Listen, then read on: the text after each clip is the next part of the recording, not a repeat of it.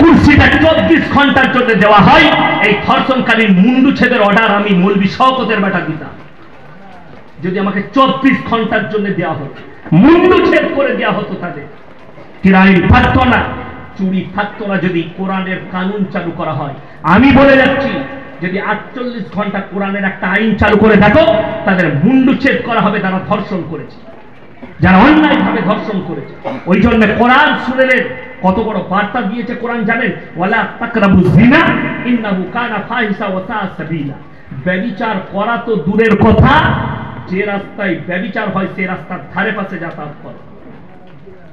আমি কালকে পুরুলিয়া ডিস্ট্রিক্ট গিয়েছিলাম। কোথায় বললাম? পুরুলিয়া।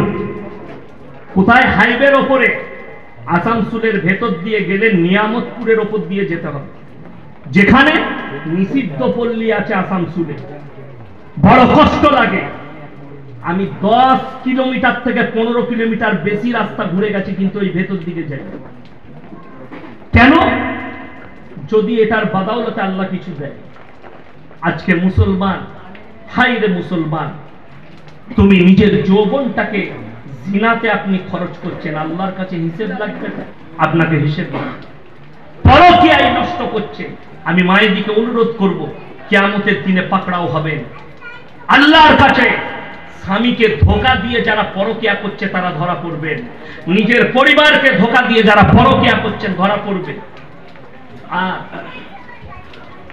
আর একটা কথা বলে দিই, মুসলমান দিকে বার্তা দিই, আল্লাহর নবীর হাদিস, আখরি জাওয়ানায় এক শ্রেণীর আলেম বের হবে, তাদের দ্বারাই জিনা থেকে শুরু করে পাপ কাজ বাড়বে, আর তারাই হবে জাহান্নামের প্রথম খোরাক। এখন তো যুবকরা, বাংলাদেশের কিছু ইয়ং বক্তা বেরিয়েছে, তারা প্রেমের টিপস দিচ্ছে, কি করে প্রেম করবে। একজন আছে, তার নাম হচ্ছে আবরারুল হক আসিফ। আমি খালি বাংলাদেশে যাই, ওরা বুঝতে পারবে কার পাল্লায় পড়েছে। দাওয়াত হয়েছে 25 সালে, এখন তো যাবো না, 24 সালেও খালি নাই, ফেব্রুয়ারি পর্যন্ত খালি নাই। বলেছি 25 সালের দাওয়াত নেব, তখন তারা বুঝতে পারবে কার পাল্লায় পড়েছে। এ দাওয়াত দিচ্ছে লোককে, যে মেয়েটা তোমাকে রাস্তায় ভালো লাগবে, জানবে সেটাই তোমার জন্য। আরে আজীব কথা, রাস্তায় যদি তোমার মা বাজার করতে আসে, আর আমার যদি মনে হয় এটা খুব ভালো লাগছে, তো আমার সাথে বিয়ে দিয়ে দিবি? আজীব কথা, বেঈমানি কথা। না, হে মুসলমান যুবক, শুনে নাও, যারা ভাবছেন প্রেম ইসলামী শরীয়তে প্রেম জায়েজ আছে। প্রেম কি? কথা বলে না। প্রেম কি? যুবকরা হাসছে। প্রেম জায়েজ আছে। শুনেলেন কোথায়? কার সাথে? মায়ের সাথে, বোনের সাথে, বাপের সাথে, ভাইয়ের সাথে, প্রতিবেশীর সাথে। কিন্তু তোমরা যে প্রেমটা করতে চাইছো, ওটা জিনার পাপ ছাড়া আর কিছু হবে না। বর্তমানে অনেক পরিবার, মা বাপ, তারা জিনায় লিপ্ত করাচ্ছে নিজেদের ছেলে মেয়েদের। কিভাবে? এখন একটা আমাদের বিয়ের সিস্টেম উঠেছে, মৌলবীর কাছে তো খোঁজ লাই না, খোঁজ লাই আমাদের কাছে যে কিভাবে বিয়ে দেবো। ইমামকে জিজ্ঞেস করে কেউ? না, আমাদেরকে দুটি কাজে আপনারা রেখেছেন, হলে আর মনে হয়েছে কানে আজান দিতে হবে, আর মরেছে জানাজা পড়তে হবে, বাকি বলে বাকি সব আমরা বুঝে নেব। কি বুঝলে? ওই জন্যই তো, কি বুঝলে, আমাদের দেশে জান্নাত কত সহজ জানে? 3 বোতল মদ খেয়ে যদি হাই রোডে অ্যাক্সিডেন্ট করে মরে যায়, অসুবিধা নয়, জান্নাতে চলে যাবে মিলাদ পড়িয়ে। ঠিক বললাম না? ভুল বললাম? ও ইয়াসিন সাহেবকে দাওয়াত দিয়ে, আমাকে দাওয়াত দিয়েছেন, দেশি মুরগি করেছে, 3 বোতল মদ খেয়ে মরে গেছে, আমাকে বললে অ্যাক্সিডেন্ট হয়ে মরেছে। আমি এখন মিলাদের শেষে দোয়া করছি, আল্লাহ তুমি তাকে জান্নাতি করো, জান্নাতুল ফিরদৌস দান করো, আল্লাহ তুমি তাকে শহীদের মর্তবা দাও। দিয়ে খেতে বসেছি, ভাই কি করে মরলো বাপ? খারাপ, 3 বোতল মদ খেয়ে অ্যাক্সিডেন্ট হয়েছে। আমি তোবা কাকে দিলাম বে জান্নাতে আমি? বড় কষ্টের বিষয়। তো হুজুর আগে মার খাবে না? খাবে না? আগে আমাদের মতো হুজুরকে মারবে।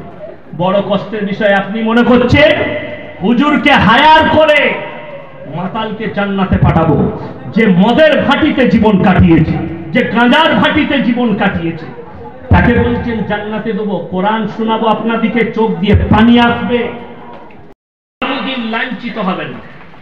একটা মিডিয়া আছে, সে এবিপি, একজন অ্যাঙ্কার, তার নাম হচ্ছে রুবিকা লিয়াকত। একে যদি কেউ মুসলমান ভাবেন ই হচ্ছে কাফের এবং বেঈমান। একে যে মুসলমান ভাববে তার ঈমান চলে যাবে। এই একটা প্রোগ্রামে একজন মুসলমানকে জিজ্ঞেস করছে, সাধারণ ছেলেকে, कुरान में कहां लिखा है पर्दा के बारे में, कुरान में कहां लिखा है हिजाब के बारे में? तुझे कौन बोला कि तू हिजाब पहन ले, तू तो नंगा घूम ले। ये हमारे क्या, हमसे क्या फर्क पड़ता है? लेकिन अगर पुश्ती हो, अगर हिम्मत है तुम लोग में, तो एक मर्तबा हमारे जैसा बाप के बेटा मौलवी से बैठ के दिखाओ, फिर तुमको हम छट्टे के दूध याद दिला देंगे इंशाअल्लाह। तुम तो किससे बैठती हो और किससे सवाल पूछती हो? उसको तो इस्लाम के बारे में कुछ पता नहीं।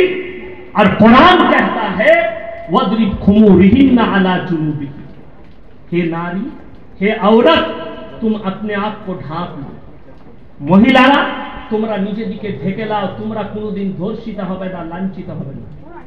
বড় কষ্ট লাগে। পর্দা শুনলেন, সব থেকে বেশি মায়েরা জাহান্নামে যাবে বেপরদাহির কারণে।